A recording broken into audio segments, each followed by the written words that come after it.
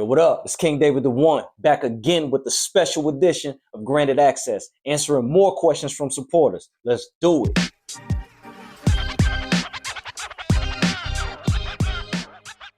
All right, now this question is from Shy Norton. First of all, shout out to her. Very fit, very fine.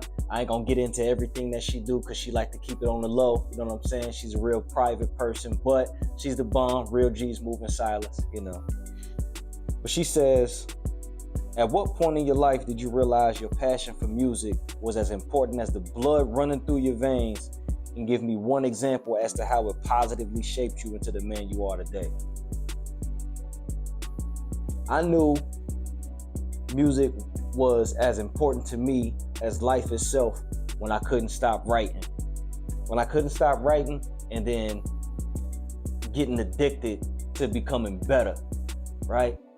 Getting addicted to becoming better. Like, I share this too, because I'm not sure if I ever said this on camera before. I may have one time in the past, but not that many people know this. But before I started taking rap seriously, Nelly and the Saint Lunatics had me rapping, but I was just doing it as a hobby, right? It was just a hobby for me.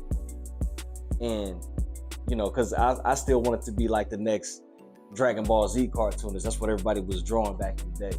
But now, once I heard Get Rich or Die Trying, that's what made me take music real serious. That's what had me like, nah, I'm about to really, really pursue this, because it was just something about the energy in that album that resonated with me. You know what I'm saying? It was something about the spirit in that album that kind of just woke up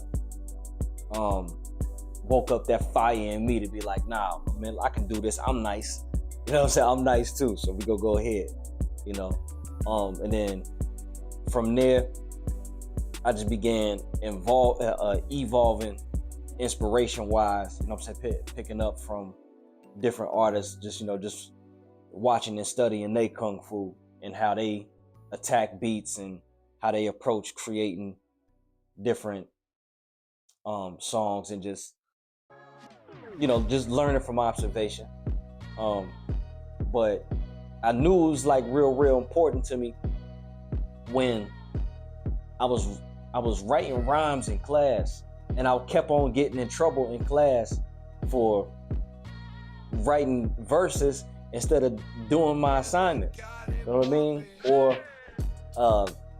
I would have the assignment done already, and then I'll be reciting a rap to myself, what I think is under my breath, but you know, when you kind of in your own world, you know what I'm saying? You think you being quiet, you know what I'm saying? You think can't nobody hear you, but most hear you like they sitting in on the studio session. You just sitting there at your desk going in, thinking you being, you know what I'm saying you getting it in, and then before you know it, the teacher is calling you out.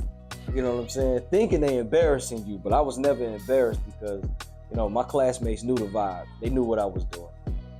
Yeah. And as far as like how it shaped me into the man I am today, and it might not be gender specific, you know what I'm saying, or sex specific. You know, just life is just all about getting better and improving. And when you serious about something, you commit to it. You know what I'm saying? Whether it be a project or a person, if you serious, you're gonna commit, right? So, despite, you know, any pitfalls that may happen, any mess ups, whether it be in your control or out of your control, you know, you gotta have that nerve and that dog in you to keep on going. Like, I crashed out on a performance once. You know what I'm saying? I lost my temper on stage because I got mad at myself. You know what I'm saying? Because I forgot the rhyme twice in a row. You know what I'm saying? I was already heated because I rehearsed it 1,000 times at the crib, rehearsed it on the way to work, on the way back home from work. You know what I'm saying? Like the whole set had it down packed. Some of the material was pretty new.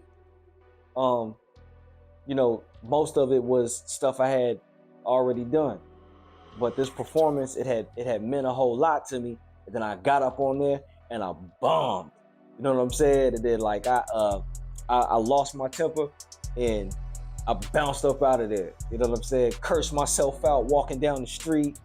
You know what I'm saying? Like I had to be alone. You know what I'm saying? But after cursing myself out, I built myself back up, and then later on in the near future after that, I got a second opportunity to perform that same set, and I came back better than ever, performed it flawless.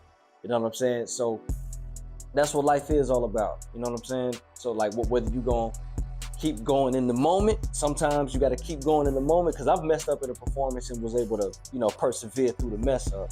But sometimes you gotta retreat and plot your revenge.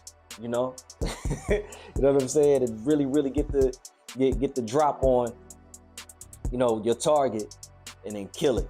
So yeah, that's what it's all about. And I'll close it out just by saying this: hip hop in general. One of the reasons why I love hip hop is because hip hop culture. This is how you know hip hop culture comes from Black culture, because it's about taking what you got and making the best of it and making literal magic out of it.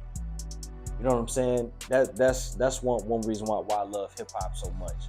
You know, and I'm relating that to Black culture because for a long time, you know, America gave us the scraps and the worst of the worst. You know what I'm saying? But in, you know, the dominant society, they'll have like the best of everything. They always save the best of everything for themselves, and leave Black people the scraps. The Black people will take the scraps and make magic out of the scraps that'll make people in the dominant society double back and be like, man, what y'all got going on over here?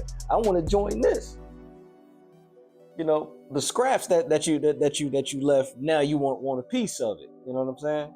But yeah, that's hip hop, that's life, and that's what made me.